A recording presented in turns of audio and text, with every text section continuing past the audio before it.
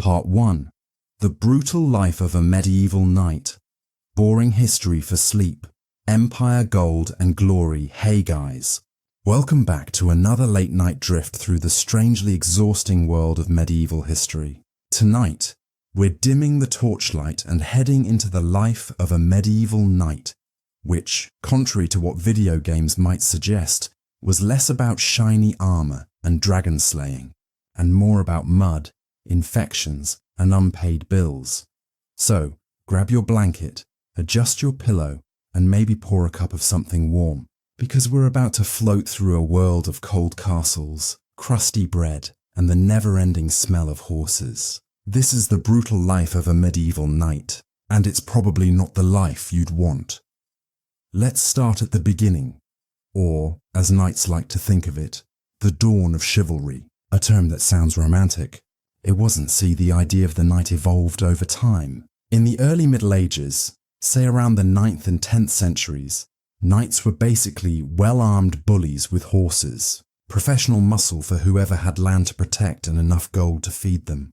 The word knight actually comes from the Old English sea knight, which means boy or servant. So yes, our brave medieval hero literally began as a glorified errand boy with a sword.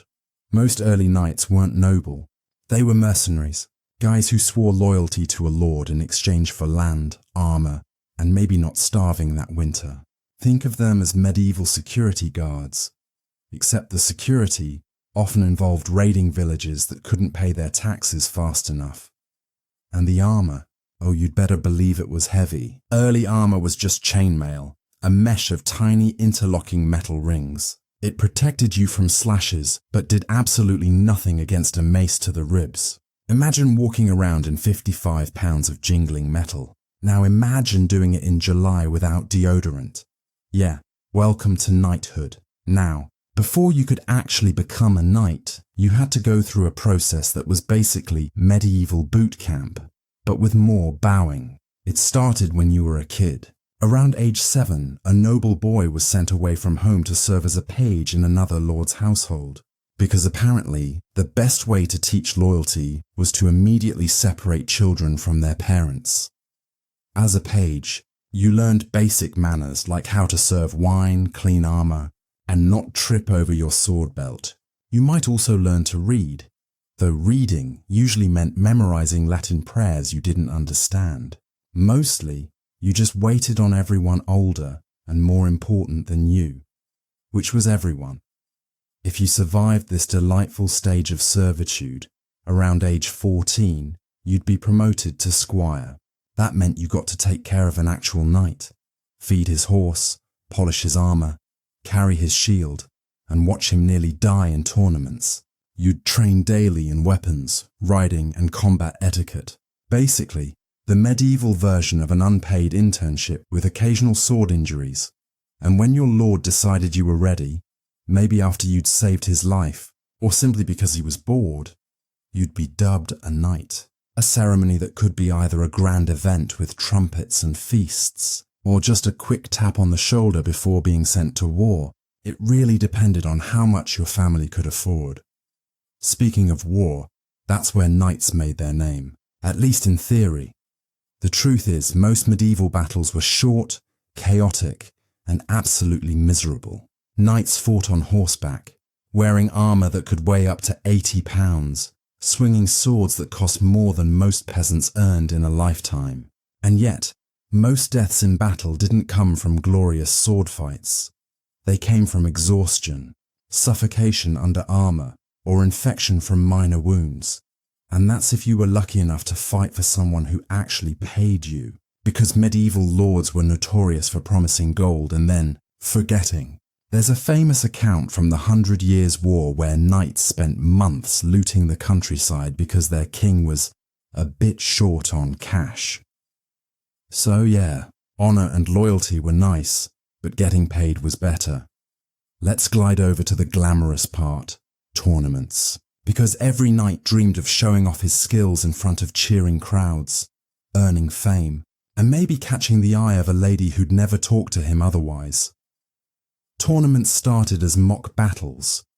Basically giant melees where dozens of knights charged at each other with real weapons. And Mock here is doing a lot of heavy lifting, because people actually died in these things. Frequently.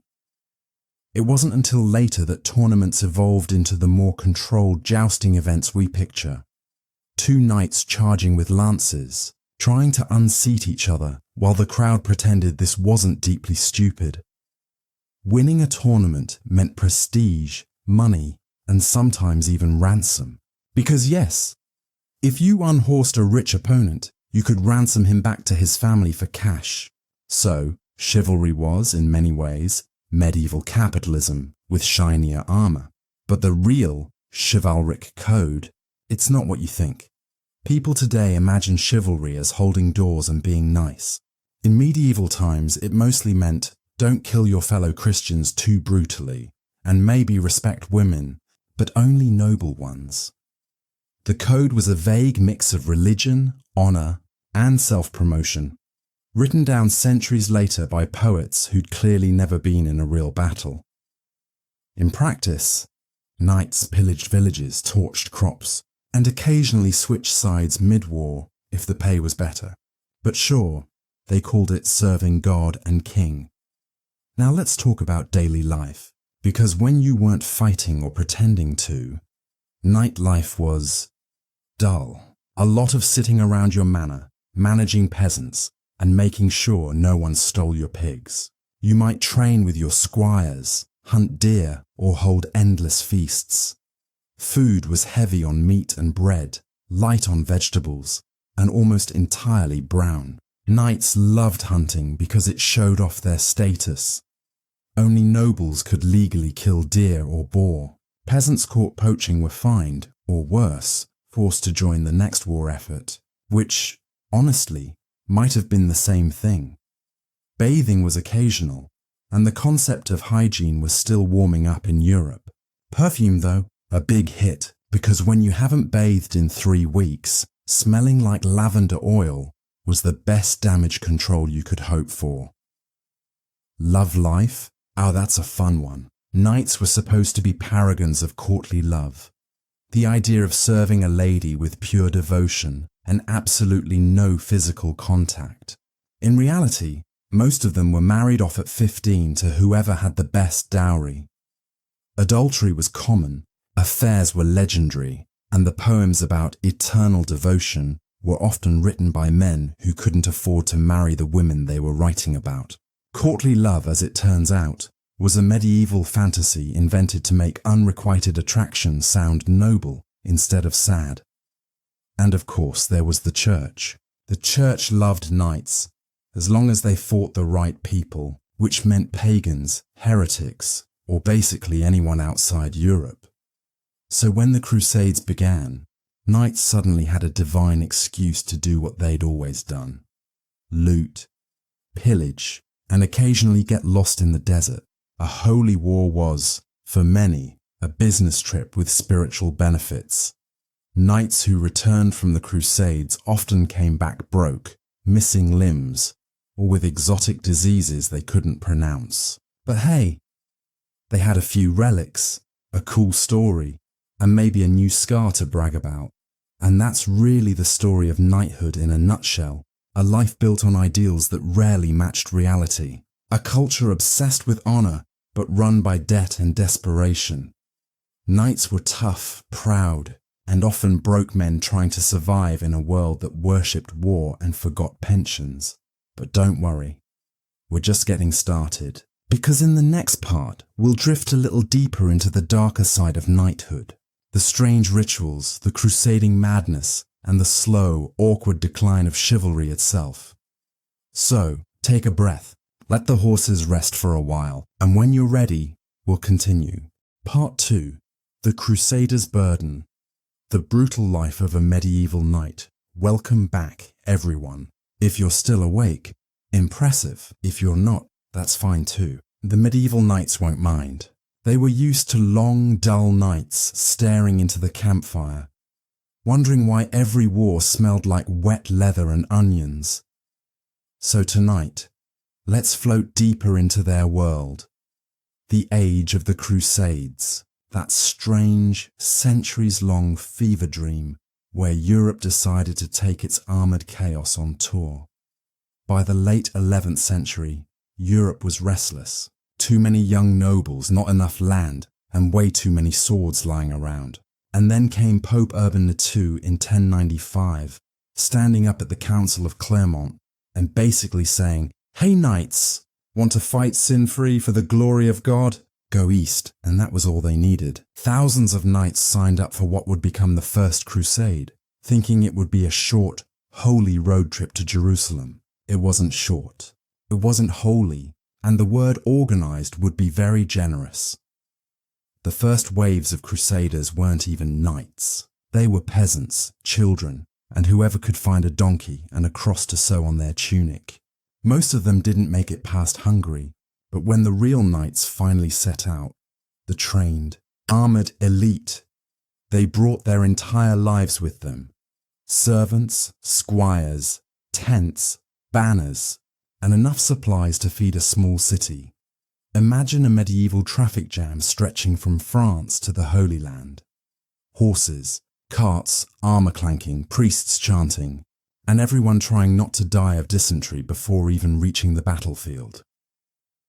The Crusades promised honour and salvation. In reality, they were a logistical nightmare. Knights weren't exactly known for teamwork. Every noble had his own agenda. Every army had its own banner, its own food supply, and its own sense of strategy. And communication? Forget it. Half the knights spoke French, others German, a few Latin, and most of them just yelled louder until someone agreed. When they finally reached the Near East, they were hot, exhausted, and deeply confused. The sun was merciless, the terrain unfamiliar, and the locals unimpressed by the sweaty men in tin suits claiming divine purpose. But somehow, against all odds, they actually captured Jerusalem in 1099, and it was brutal. Thousands were killed in what was supposed to be a holy victory. Chroniclers claimed the streets ran with blood, which was probably exaggerated, but you get the idea. And when the surviving knights knelt before the Holy Sepulchre, praying for forgiveness, it's safe to say God had some mixed feelings about that one. But back home, Europe was thrilled. The Crusaders were hailed as heroes, defenders of Christendom. New orders of warrior monks were born. The Templars, Hospitallers, and Teutonic Knights, combining piety, paperwork, and property management. The Knights Templar, for example, started as a handful of guys protecting pilgrims in Jerusalem.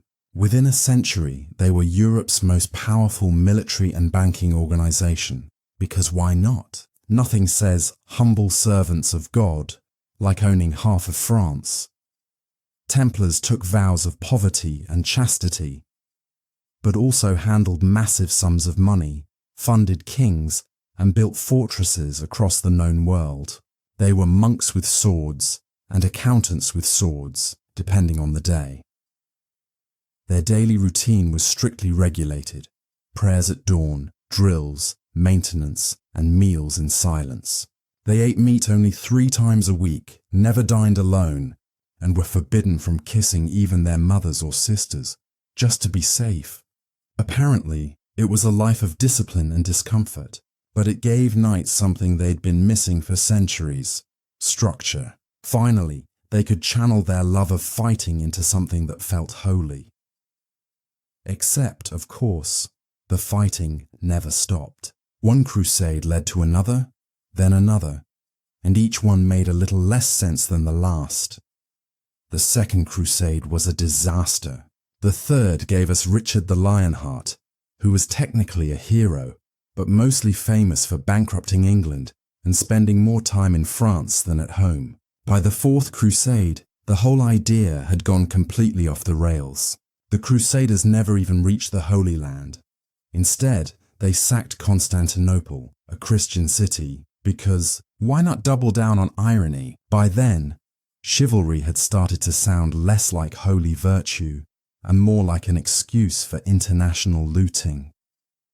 Still, knights kept coming. For many, the Crusades were the ultimate career move. a way to earn land, titles, and eternal glory. But the reality was more malaria than medals. The climate was harsh. The food was unfamiliar. Armour that worked in England was unbearable in Syria. Knights boiled inside their mailcoats, drank questionable water, and fought diseases they didn't have names for. Some chroniclers describe knights wrapping themselves in wet cloth just to survive the heat. Others just gave up, joined local garrisons, or married local women, and quietly disappeared from history. Those who returned home brought back more than scars. They brought spices, silk, new ideas, and a lingering sense of disillusionment. They'd gone to save souls, and instead found politics, profit, and plague. Let's glide over to the late medieval period, when the knight's reputation began to tarnish a little. By the 14th century, gunpowder arrived in Europe, and the idea of armoured horseback warriors started looking outdated fast. A cannon didn't care about your family crest, and even the best knight couldn't outcharge a wall of archers firing hundreds of arrows per minute. Take the Battle of Crécy in 1346. Thousands of French knights charged uphill into a rain of English longbow arrows. It was like watching an expensive parade march into a wood chipper. The English barely broke a sweat. Knights were still brave, sure, but bravery didn't stop arrows. Armour got thicker, horses got heavier, and battles got more one-sided. By the time of the 100 Years' War, the knights' golden age was over. They still existed, but more as symbols of nostalgia than real military power. The wealthy still wanted to look knightly. Shining armour, elegant tournaments, fancy titles. But it was all pageantry now. Chivalry had become a costume. Still, knights clung to the old ideals: honour, duty, loyalty. It's just that those ideals no longer matched the world around them. The feudal system was fading, kings were centralising power, and professional armies were replacing feudal levies. A knight's word mattered less than a king's coin purse, and that shift hit hard. Many knights ended up unemployed, wandering or joining mercenary bands, groups like the Free Companies in France, who sold their swords to whoever could pay. They called themselves soldiers of fortune, which sounds romantic until you realize it meant burning down villages for pocket change. So much for glory. But perhaps the saddest part of knighthood's decline wasn't the blood or the poverty. It was the way people tried to remember them. As real knights vanished, the stories grew grander. Poets and troubadours turned them into noble heroes, flawless, loyal, brave, impossibly courteous. Writers like Chrétien de Troyes gave us Arthurian legends, tales of perfect knights, round tables, and moral quests that had absolutely nothing to do with reality. It was as if Europe, embarrassed by centuries of chaos, decided to rewrite the whole thing as a bedtime story. And honestly, who can blame them? Let's pause for a moment and picture it. A weary knight, his armour dented, his horse limping, standing on a muddy field after another meaningless skirmish. He looks around. Smoke, mud, the faint smell of iron and fear. Somewhere far away, a bard is already writing a song about his glorious victory. And he just sighs, because he knows the truth. He's tired, hungry, probably owes his blacksmith money, but he straightens up, adjusts his sword, and rides off anyway. Because that's what knights did. Even when the glory was gone, the illusion was still comforting. And as Europe drifted toward the Renaissance, knighthood became ceremonial. Titles were handed out like party favours. New knights might have never touched a sword, let alone swung one, but the image endured. The shining armour, the noble code, the promise of courage in a cruel world. It was fantasy, of course, but a beautiful one. And that's the strange thing about knights. For all their flaws, their arrogance, their cruelty, their endless wars, they left behind something oddly poetic, a dream of what people wished power looked like. Maybe that's why we still romanticize them today, because sometimes it's easier to love the myth than the muddy, exhausted man beneath it. So as you drift off tonight, think of those old knights clanking around Europe, trying to live up to an impossible ideal, getting sunburned through their helmets, and still somehow believing they were chosen by destiny. It's funny, they were supposed to bring order to the world. Instead, they became a symbol of its chaos, but at least they looked good doing it. Part 3. The armor, the smell, and the endless march. The brutal life of a medieval knight. Hey again. If you've made it this far, congratulations. You've officially survived 2 rounds of medieval misery. You're tougher than half the knights who went to the Crusades. So, tonight, we're slowing things down. No wars, no banners, no divine missions. Just the daily grind of a medieval knight. The sweat, the stink, the endless training, and all the little details that never make it into history books. Let's get comfortable, because this part isn't glorious. It's just human. Picture this. It's dawn, somewhere in 13th century England. The air smells like damp hay and horse manure. Inside a cold stone hall, a knight wakes up, stiff, sore, probably hungover. He sleeps on a straw mattress that hasn't been changed since the last feast, wrapped in a wool blanket that's seen more fleas than sunlight. No alarm clock, no gentle sunrise simulation. Just the sound of his squire knocking on the door with the day's first problem.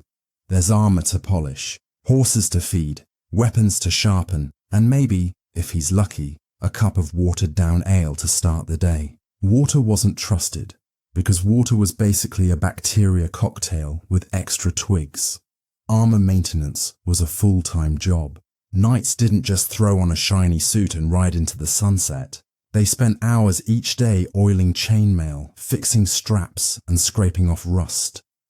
A full suit of plate armor, which came later, around the 15th century, weighed about 60 pounds. Earlier chainmail sets were even worse because they sagged. All that metal pulled on your shoulders like a medieval weighted blanket that hated you. Contrary to the movies, knights could move and even run in armor. They just preferred not to because it was miserable. After a few minutes, your body heat turned the inside of your armor into a sauna. And if you fell off your horse, good luck getting up before the squires came over to roll you upright like a tipped turtle. Speaking of horses, let's talk about the real MVPs, the war horses, or destriers. These animals were massive, muscular, and ridiculously expensive. A trained warhorse could cost as much as a small house. Knights pampered them obsessively, grooming, feeding, brushing, all done by squires, of course, because no self-respecting knight would shovel his own horse's manure. Horses were more than transport. They were a knight's status symbol. Lose your horse in battle, and you weren't just stranded, you were humiliated. Now, when there wasn't a war to fight, which, surprisingly, was most of the time, knights spent their days training. Sword drills, jousting practice, archery, and the ever-popular try not to get hit by your lord's mace. They practiced in padded armor, often against wooden dummies called quintins. A common training exercise involved charging with a lance at a spinning target. If you missed or hit too softly, the dummy swung around and smacked you in the back of the head. A gentle reminder that failure was painful. Training also meant horse riding, wrestling, and even swimming, though that last one was more theory than practice. Because, well, armor, and of course, every knight had to master the art of feasting. Feasts were social events, military briefings, and political networking all rolled into one. Picture a smoky hall filled with roasted meat, spilled wine, and questionable jokes. The menu depended on your rank and region, but typical fare included beef, pork, game birds, bread, and cheese. Vegetables existed, technically, but knights mostly ignored them. Why eat peas when you can have more meat and gout instead? Bathing, on the other hand, was optional. Contrary to popular belief, medieval people didn't hate bathing. They just didn't do it often, especially nights on campaign. Water was cold, bathhouses were expensive, and diseases were blamed on miasmas or bad air, not dirt. Some knights used scented oils or herbs to cover the smell, which worked about as well as spraying cologne over gym sweat. Others simply accepted it. When everyone around you smells the same, you stop noticing, and the armor didn't help. Imagine spending hours inside a sealed metal oven, sweating through linen padding, with no way to escape until the squire unbuckled you. That inner padding, the gambeson, absorbed everything. Sweat, rain, dirt, blood. It was the medieval equivalent of a damp sponge. It's safe to say, if time travel were real, the Middle Ages would be the last place to forget your deodorant. Knights also had households to run. Contrary to their macho reputation, they were basically small business owners. They managed estates, oversaw crops, collected rents, and dealt with endless feudal paperwork. Their manors were like mini kingdoms, complete with servants, craftsmen and peasants who did most of the actual work. A knight's job was to protect the land and maintain loyalty to his lord. In return, he received income and the right to occasionally remind peasants that he owned everything they touched. When visiting neighbouring lords, knights performed an ancient ritual called boasting. They'd sit around bragging about who had the best armour, the fastest horse, or the most chivalrous battle kills, all while pretending not to notice the smell of stale ale and regret. Marriage for knights was rarely romantic. It was business, alliances, property and heirs. Love was something poets invented so knights could complain about it later. Wives managed estates while their husbands went off to fight, flirt, or die somewhere inconvenient. If a knight actually liked his wife, that was considered a bonus. Still, there was a strange tenderness in some of their letters. Brief moments where the hardened warrior dropped the act and sounded like a tired human missing home. A rare, fleeting reminder that behind all that armor was just a person. Now, let's glide to the battlefield again. Not for war, but for a campaign march. Marching was a knight's least favourite activity. They were trained to fight on horseback, not walk for miles in mud, rain and bad shoes. But wars weren't one continuous battle. They were long, drawn-out journeys full of boredom and blisters. The average medieval campaign moved at a snail's pace. Between baggage carts, armour maintenance, and constant food shortages, most armies covered maybe 10 miles a day, on a good day. And food? Mostly salted meat, hard bread and ale. If you were lucky, maybe a bit of cheese. If you weren't, you boiled your belt or prayed someone would invent canned food. Water was risky, fruit spoiled quickly, and the beer was weak. So everyone drank constantly, just to stay hydrated. It's no wonder so many medieval chronicles sound slightly drunk. When the marching finally ended, there was camp life, arguably worse than marching. Tents were crowded, hygiene was non-existent, and privacy was a myth.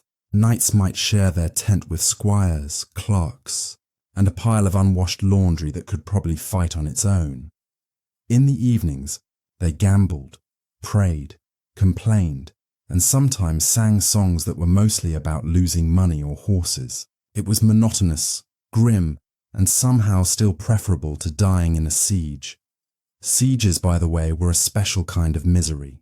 Days of waiting, bad weather, spoiled food, and disease, only to end with someone catapulting a dead cow over the wall as a psychological tactic.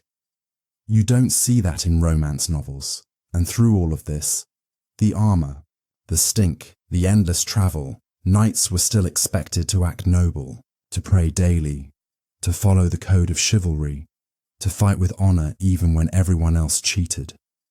It was exhausting. No one could live up to that image. But they tried, and that's kind of the point. The chivalric code wasn't about being perfect. It was about pretending perfection was possible, because if you stopped pretending, you'd have to face the truth that most of what you fought for was just mud, gold, and someone else's dream of glory. Still, the world adored them. Children played with toy swords, poets sang their praises, and kings used their image to justify wars. Even centuries after real knights faded away, their legend refused to die. It became the bedtime story of Europe, one that made the past seem heroic instead of cruel. Because if you polish something long enough, even the bloodstains start to look like gold. So, as you drift off tonight, imagine the clang of distant armor, the creak of a saddle, the soft rhythmic steps of a warhorse moving through fog. A knight sits tall, not because he's brave, but because he has to, because the armor won't let him slouch. He's tired, hungry, maybe regretting every choice that led here, but he rides on anyway, because there's honor in motion, even when you're lost. And that's the quiet truth of knighthood. It wasn't glory that kept them going. It was duty, habit, and maybe, somewhere deep inside, a hope that all this weight meant something. Part 4. The Death of Chivalry. How gunpowder, greed, and time ended the age of knights. Hey again. If you're still with me, that's impressive. You've officially outlasted most medieval knights' armor polish sessions. So, tonight we're easing into the twilight of knighthood. That slow, awkward fade when chivalry stopped being a lifestyle and turned into nostalgia. It's the part of history where everyone pretended nothing had changed, while everything was falling apart. Let's drift there together. By the late 14th century, Europe was different.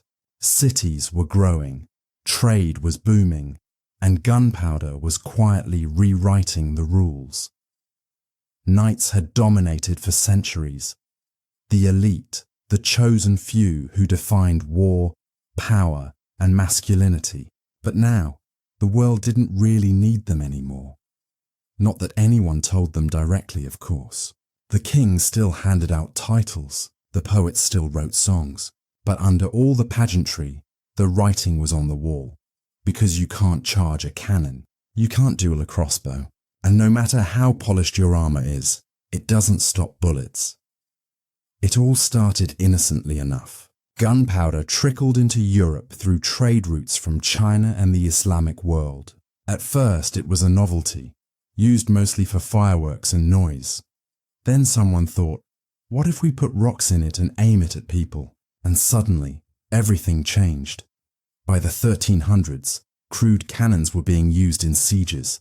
They were unreliable, often exploded, and scared everyone, including the people firing them. But they worked. Walls that had held off knights for centuries crumbled in hours.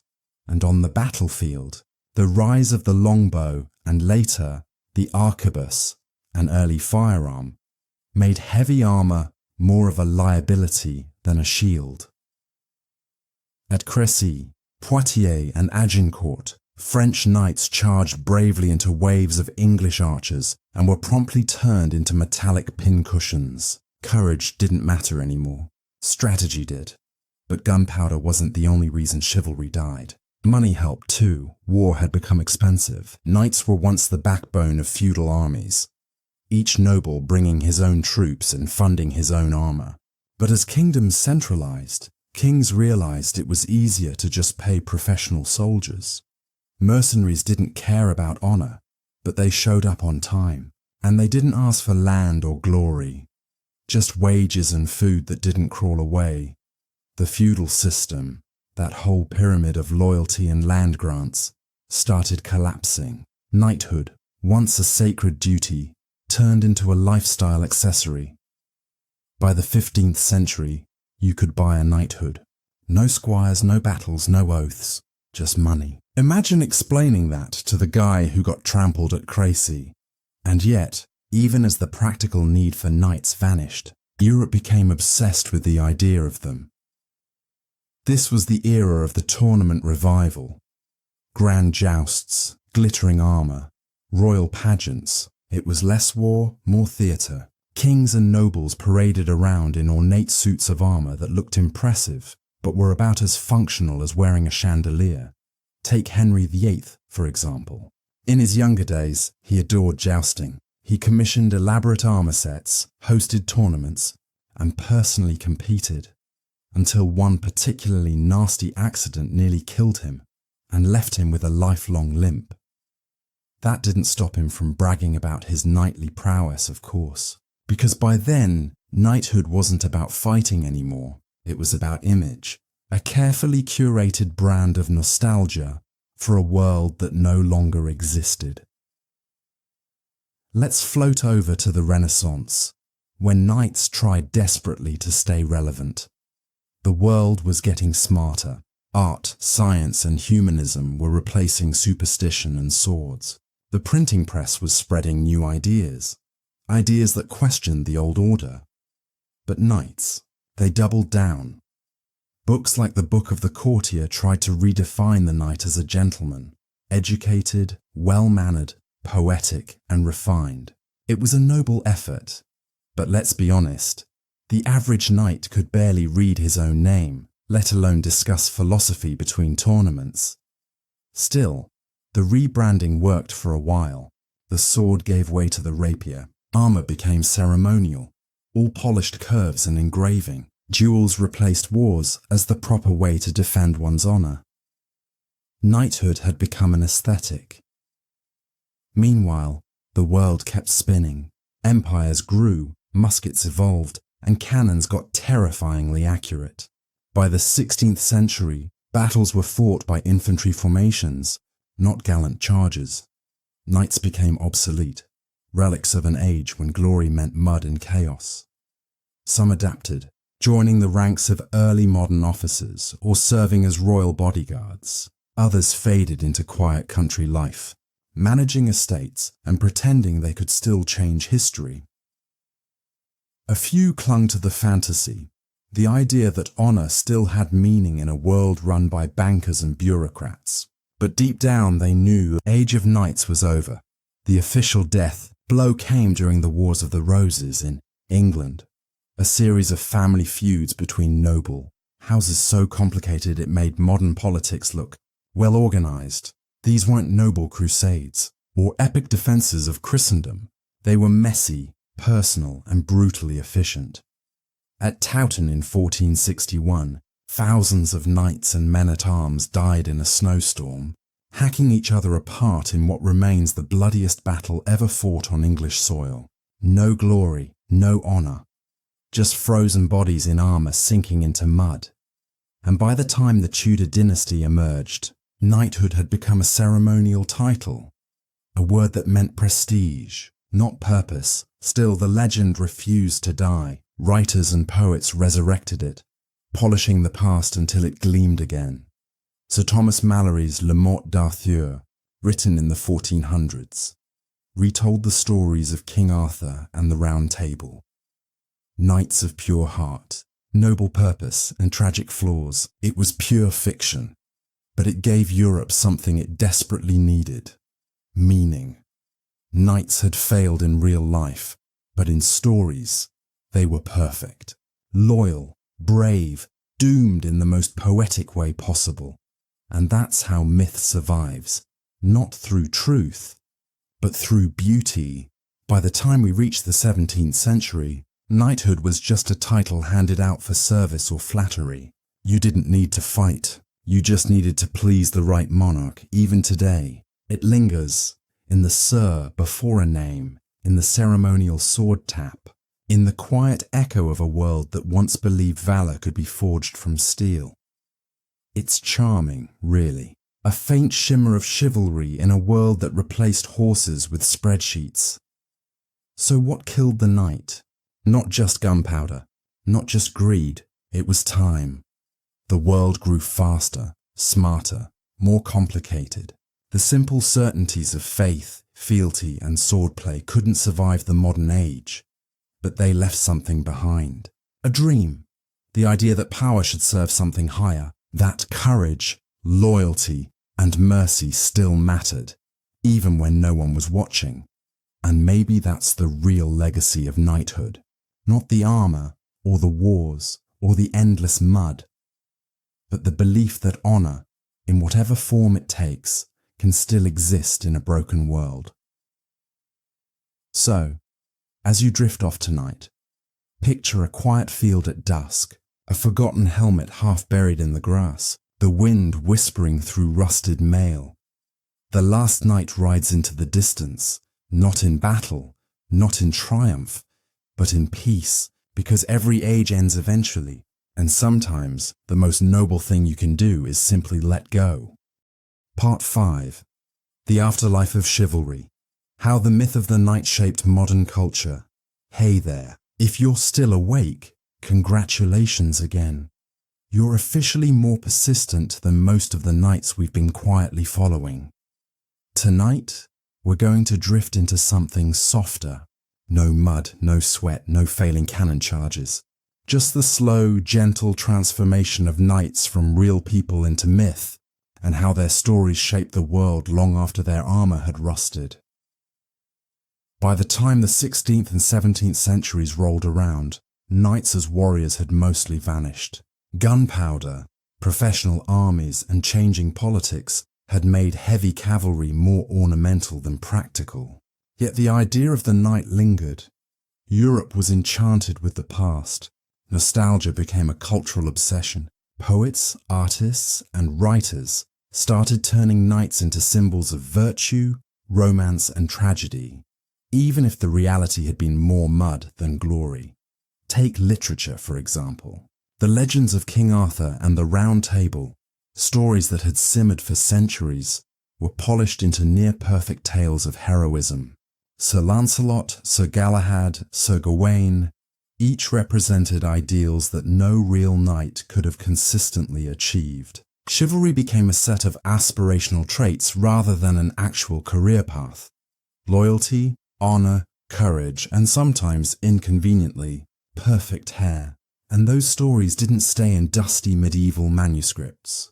They fueled a Renaissance obsession with knightly virtues, influencing art, poetry, and even courtly behavior.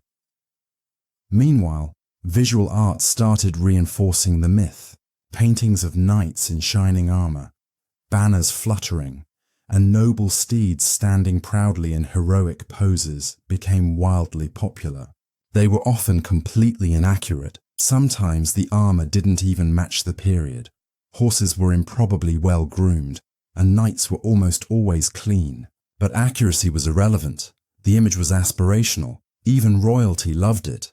Kings and queens would commission portraits of themselves as idealized knights, wielding swords or riding into imaginary battles. It sent a clear message: I am noble, I am virtuous, I am shiny. Chivalry also survived in rituals. Knighthood didn't disappear entirely. It became ceremonial. European monarchs continued to bestow the title of knight for service, loyalty, or favor. You didn't have to fight a war to earn it. Sometimes you just had to write a really nice letter, host a lavish party, or donate generously to the crown. And even today, knighthood exists. In Britain, the title of Sir or Dame is still given, though you probably won't be asked to joust anyone. In a way, that's fitting, because modern knighthood is more about symbolism than function, exactly what it evolved into hundreds of years. Ager literature and folklore also kept the knight alive in popular imagination. In the 19th century, the Romantic movement revived interest in medieval ideals. Authors like Walter Scott painted knights as noble, tragic, and heroic, perfect for bedtime stories, opera, and escapist novels. Even if real knights were often foul-smelling, broke, and covered in lice, the idea of them was irresistible. This led to tournaments being revived, albeit more as spectacle than training. Jousting festivals, reenactments, and pageantry allowed people to participate in the fantasy without worrying about arrows or maces. It was fun, safe, and very Instagram-friendly, centuries before Instagram existed. Knights also influenced military culture. Even after they were obsolete on the battlefield, their ideals shaped officer conduct. Honor codes, loyalty, and personal bravery became aspirational traits in professional armies. Some modern military rituals, medals, ceremonial swords, and formal oaths are echoes of medieval chivalry. Interestingly, it also affected social expectations. The idea of gentlemen being courageous, polite, and moral has roots in the chivalric code. Even fashion, manners, and etiquette in European courts carried echoes of knights polishing armor while silently contemplating life choices. Knighthoods. Afterlife wasn't just cultural, it was emotional. People loved the romance of the knight. He represented courage, self-sacrifice, and moral clarity in a world that was often messy, corrupt, and confusing. The irony, of course, is that the real knights had struggled with exactly the opposite. They were brave, yes, but also arrogant, greedy, smelly, and overworked. They fought wars for land and money, often suffering more than they achieved. Yet somehow, memory softened the edges. The mud became gold, the sweat became determination, and the suffering became noble struggle. Even cinema and modern literature owe a debt to the medieval knight. Think of every sword and sorcery movie you've ever watched, every heroic fantasy novel, every Disney Prince Charming story. They're filtered through centuries of romanticization, distilled into an idealized vision of courage, loyalty, and adventure. It's the same knight we've been following, but cleaned up for bedtime, with a better haircut and fewer bladder issues. And perhaps that's why the image endures. We don't just want heroes. We want heroes who are simple, virtuous, and unbroken by mud, disease, and bureaucracy. We crave the myth more than the reality, a comforting story to drift off to at night. So, as you lie down tonight, imagine a knight riding not into battle, but into memory. His armor glints in the moonlight, his horse steps softly, and the world behind him is messy, smelly, and far too complicated. He's not fighting anymore. He's resting. He's a story now, not a person. And that's the quiet truth of knighthood's afterlife. Reality was harsh, brief, and often unremarkable. But memory is perfect. And if you listen carefully, when the wind blows through an old castle ruin, you can almost hear it. The faint clink of mail, the soft creak of leather, the echo of a sword being slowly polished. A ghost of a life that was brutal, exhausting, and oddly comforting. Because the knight may have faded from battlefields, but he will never fade from imagination. And on that note, drift gently into sleep, knowing the knights are resting too, somewhere between history and myth, where the mud is gone and only the story remains. Part 6. Knights in the Shadows, Forgotten Corners of Medieval Life. Hey again, and welcome back. If you're still awake, give yourself a quiet pat on the back. You're doing better than many knights ever did after a long day of training in chainmail. Tonight, we're drifting even further from battles and glory. This is the quiet, overlooked side of the knight's life. The parts that never make it into tales of heroism or legends. The mundane, the uncomfortable, the strangely human. Let's start with sleep. Knights didn't have luxury mattresses or feather beds unless they were royalty, and even then, they were usually shared with courtiers, squires, or curious rodents. Straw pallets were common, sometimes layered with old blankets or animal hides. Privacy was minimal. Snoring, coughing, and the occasional nightmare about failing at jousts were part of the nightly soundtrack. Some knights slept in their armor during campaigns, partially because it was inconvenient to take off 40 pounds of metal every night, and partially because it felt like the safest option in a camp full of thieves and desperate mercenaries. Imagine trying to find comfort while wearing mail, leather straps, and a helmet that gives you a constant headache. Then there's diet. We've mentioned feasts before, but let's get more granular. Knights on campaign survived mostly on preserved food, salted meats, hard bread, dried peas, and the occasional cheese wheel. Fresh fruit and vegetables were luxuries, often scavenged from local villages or bartered from peasants. Water was suspect. Rivers and streams were full of contamination, so beer and weak ale became staple hydration. Yes, Knights were basically drinking breakfast, lunch, and dinner. Meals were functional, not enjoyable. They fueled movement and muscle, not pleasure. The idea of a hearty steak dinner with mashed potatoes, impossible in most campaigns. And digestion? Let's just say medieval chroniclers often complained about stomach ailments, but nobody ever mentions the smell, probably for good reason. Next, hygiene and grooming. We touched on this lightly before, but it's worth sinking in. Bathing was rare, and personal care even rarer. Knights often went weeks without washing. Hair, nails, and teeth suffered in ways that modern audiences probably don't want to imagine. The gambeson, that padded armor worn under chainmail, soaked up sweat, rain, and the occasional bloodstain. It became a breeding ground for lice, fleas, and general discomfort. The resulting smell wasn't just unpleasant, it was a social norm. Everyone smelled bad, so no one complained too loudly. Even grooming rituals were pragmatic.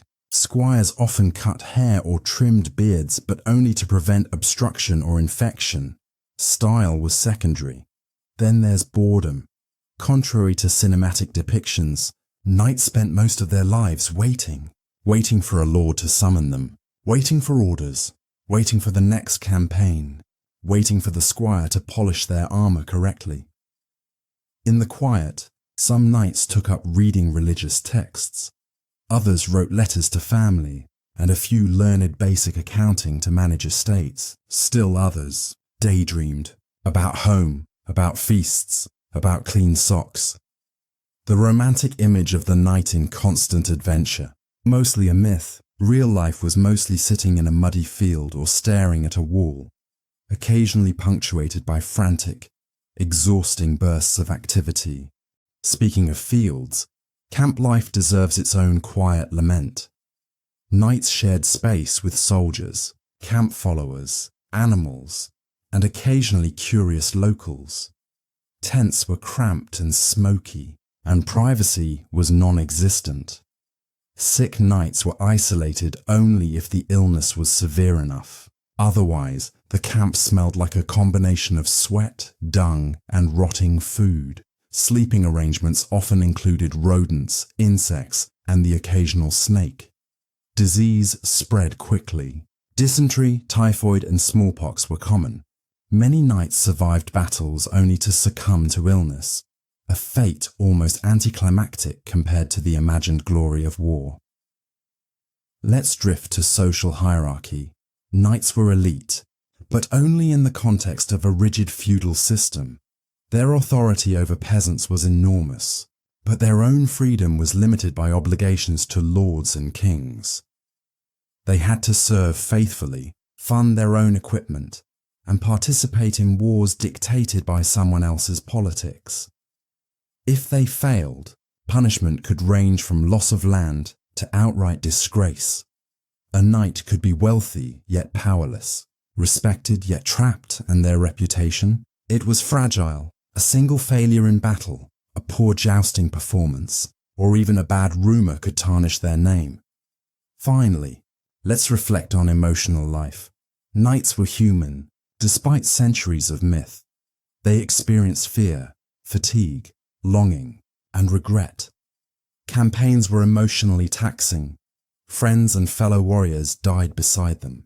Decisions made in haste could have deadly consequences, yet they were expected to mask these feelings under the stoic veneer of courage.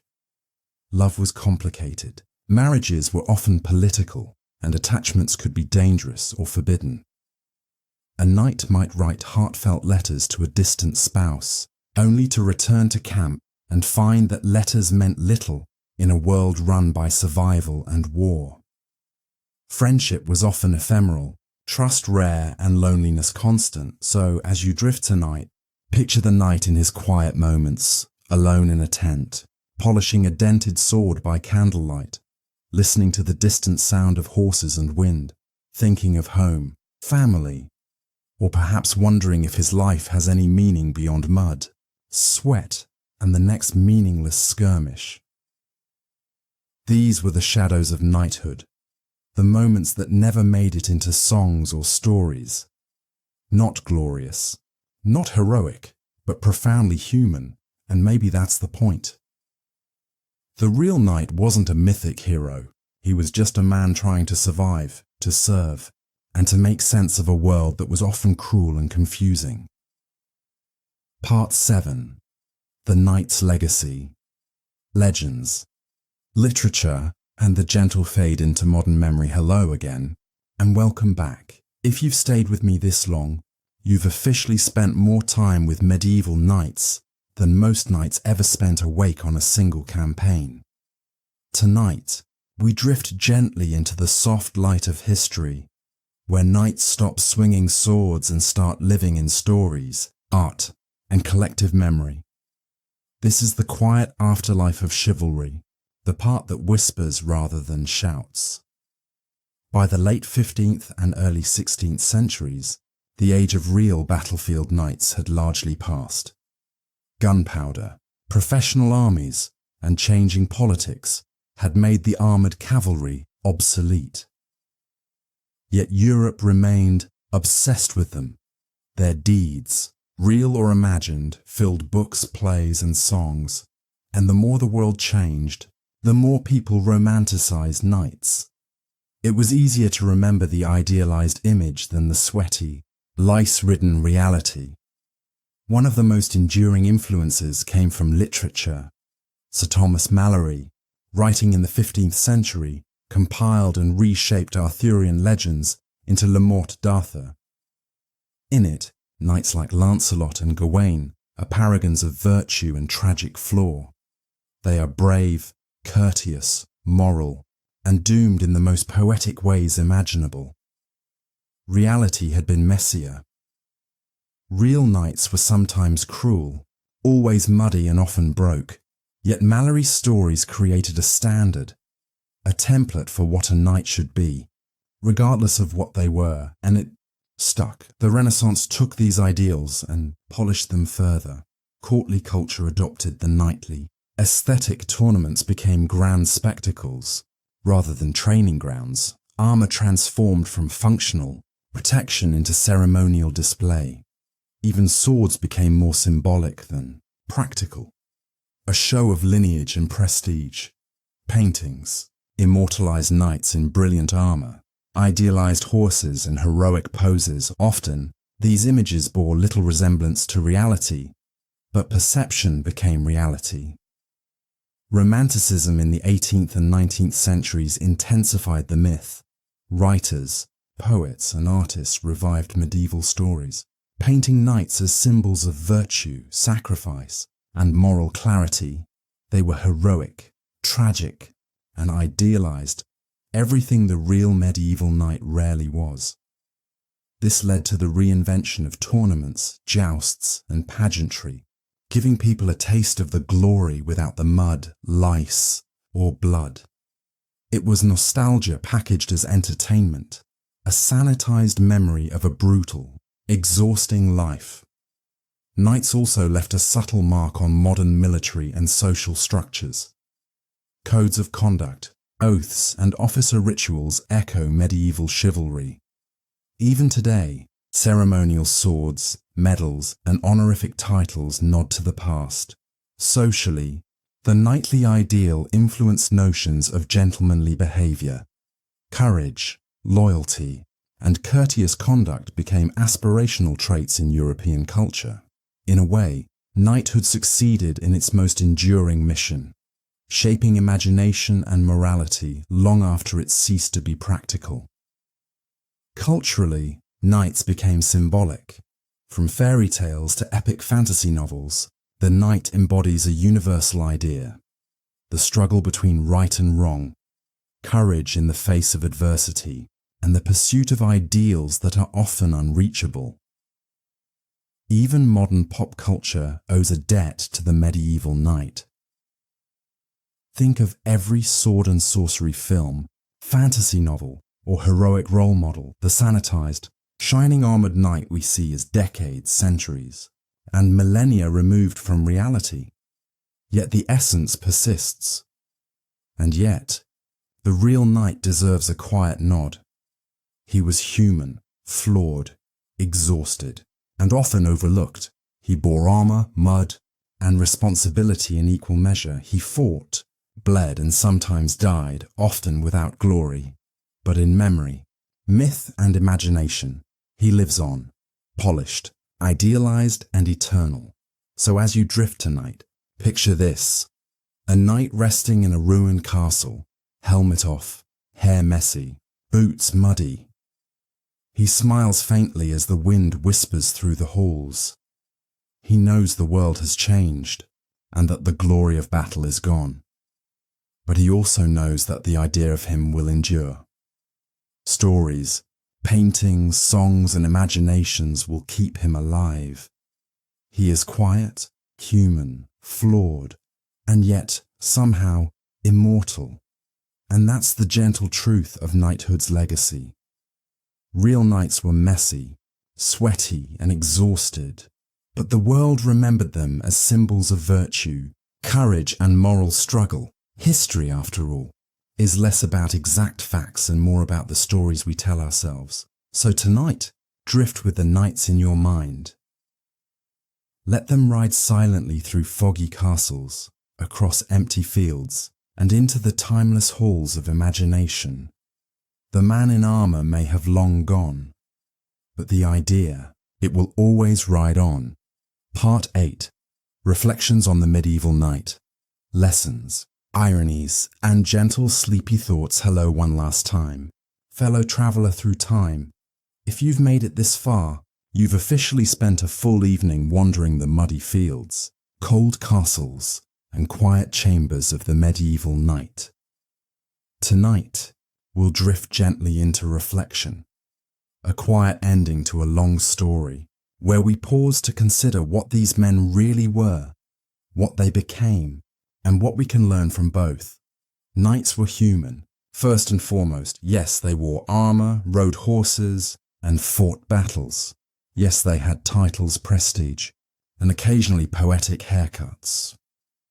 But beneath all that were very ordinary concerns: sleep, hunger, hygiene, boredom, and fear.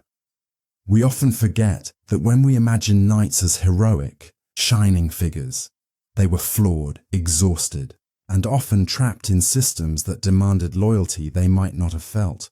And yet, despite all the mud, sweat, and inefficiency, they tried. There's an irony to all of this.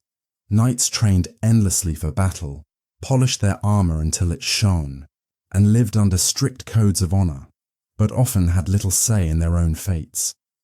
Wars were dictated by lords, kings, and political whims. Love was often political, not personal. Glory could be brief and fleeting, swallowed by illness or cannon fire. Yet the myth that survives emphasizes courage, loyalty, and noble deeds. It glosses over the discomfort, the monotony, the failures, because stories prefer poetry to mud. And maybe that's a lesson in itself. Reality is rarely neat. Stories, however, allow us to distill the essence of experience into something comprehensible, comforting, and even inspiring. We also see the slow, patient transformation of human perception. The knight, over centuries, shifted from a soldier to a symbol. The muddy, smelly, often miserable man became a figure of imagination, a vessel for ideals we wanted to believe in. Chivalry became less about actual conduct and more about aspiration. We still do this today. We look to history, literature, and myth not to replicate reality, but to find guidance, comfort, and inspiration. In the case of knights, we remember what they could have been, more than what they were. Another reflection: the endurance of myth is subtle and gentle. Even when knights were obsolete on the battlefield, they persisted in culture, art, literature, ceremony, and storytelling preserved the idea of nobility, courage, and virtue. The real work, suffering, and grit faded, leaving only the echo, a quiet, polished echo that still speaks to us centuries later. It's a reminder that human lives, messy as they are, often live on through memory, narrative, and imagination. The truth is not always heroic, but stories can make it resonate. So tonight, as you settle into your own comfort, imagine the knight one last time. He is resting in a quiet hall. His armor is dented, boots caked in mud. His horse grazes nearby. His sword rests by the wall, polished but worn. He exhales slowly. He has survived another day, another campaign, another story. He is tired. He is human. And he is content in the fleeting peace between battles and legends. Think also of the lessons tucked quietly within their lives. Perseverance in adversity, even when recognition is minimal. Loyalty to principles, even when the system is flawed. A balance of duty and personal humanity. Sometimes small acts matter more than grand gestures. And perhaps most gently of all, the reminder that even the most exhausted, flawed, and ordinary lives can leave echoes that last far beyond the individual. The knight teaches us that significance doesn't always come from victory or fame, but from the quiet endurance of duty and the stories we leave behind.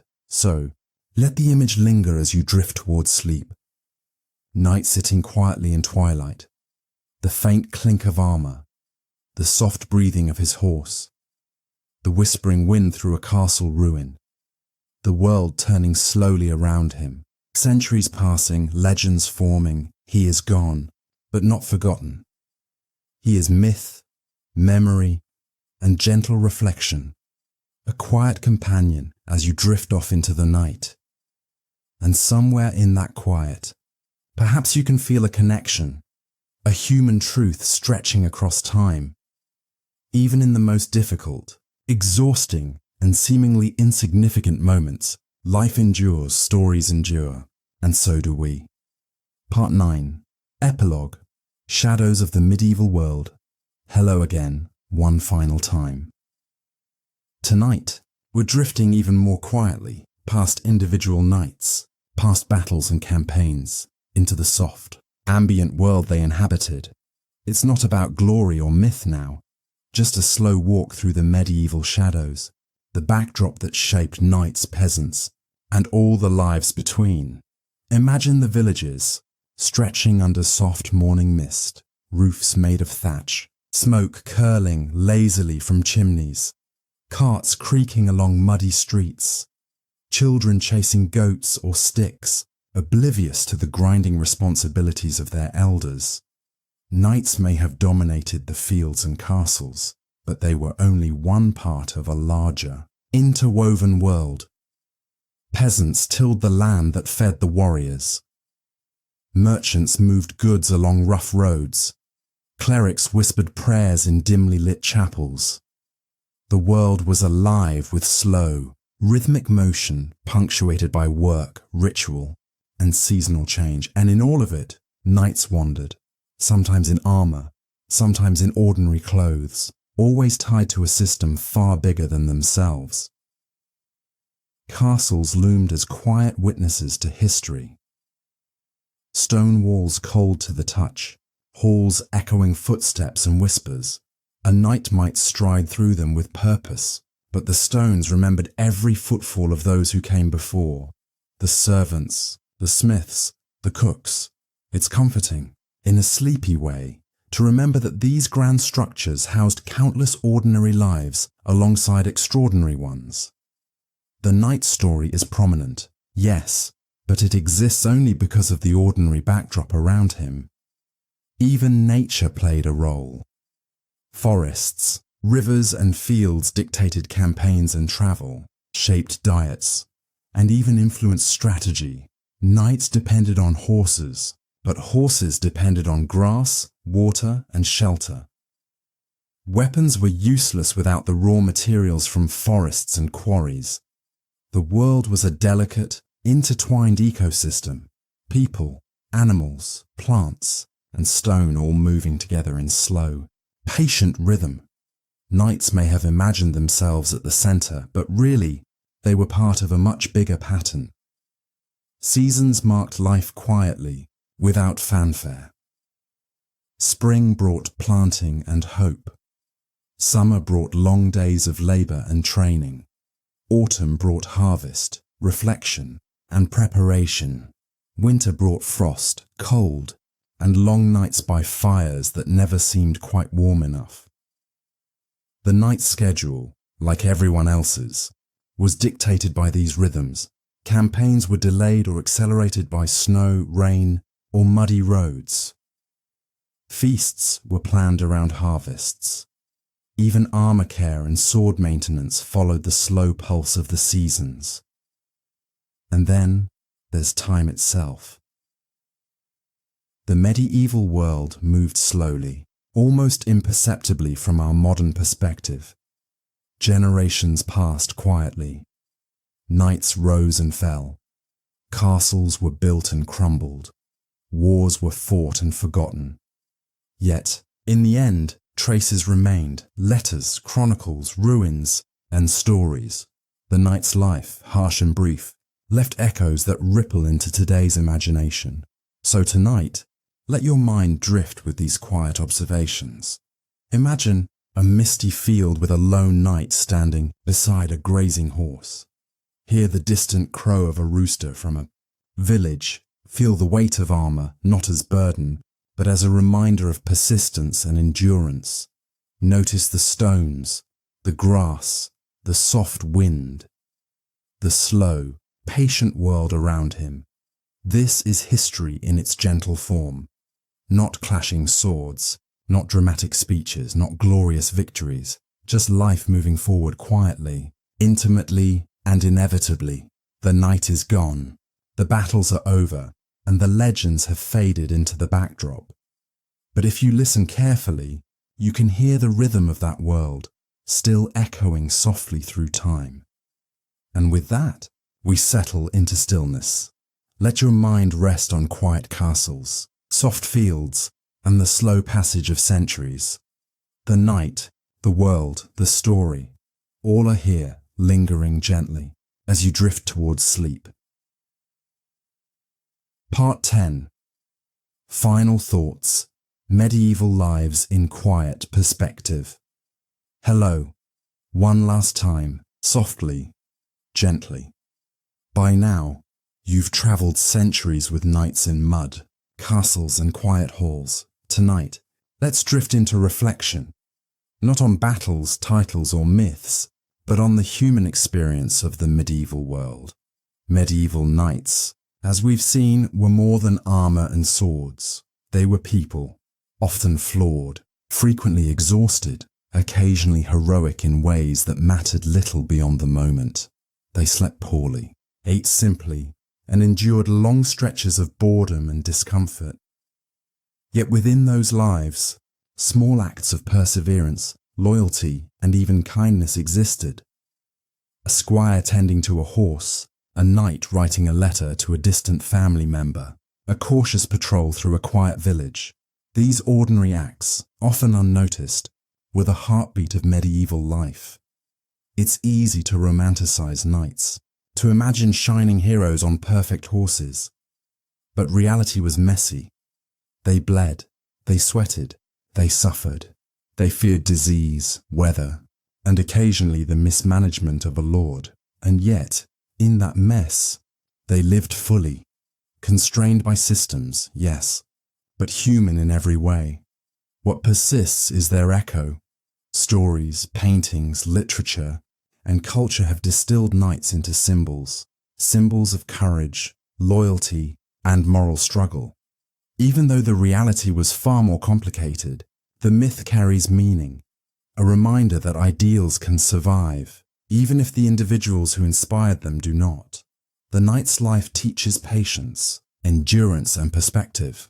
The grit, the monotony, the quiet moments, these are as instructive as the grand battles and tales of glory. Now, imagine the scene one last time. A knight rests in a quiet hall, moonlight spilling through tall windows. Armour is polished but dented, boots muddy, sword sheathed. Outside, the village sleeps. The horse grazes in the field. Time moves slowly, seasons shift imperceptibly. and history drifts on around him. The man is gone, but the life remains, not in fame, not in victories, but in the quiet persistence of memory, in the echoes of the stories we tell, in the lessons we carry forward. So as you drift finally towards sleep, picture the medieval world in gentle perspective, the mud, the castles, the armor, the quiet struggle, the wind, the fields. Every life, no matter how messy or small, leaves an imprint. Knights were not perfect, they were human. And in their humanity, they endure, softly, quietly, timelessly. Good night, and let the calm of history carry you into rest.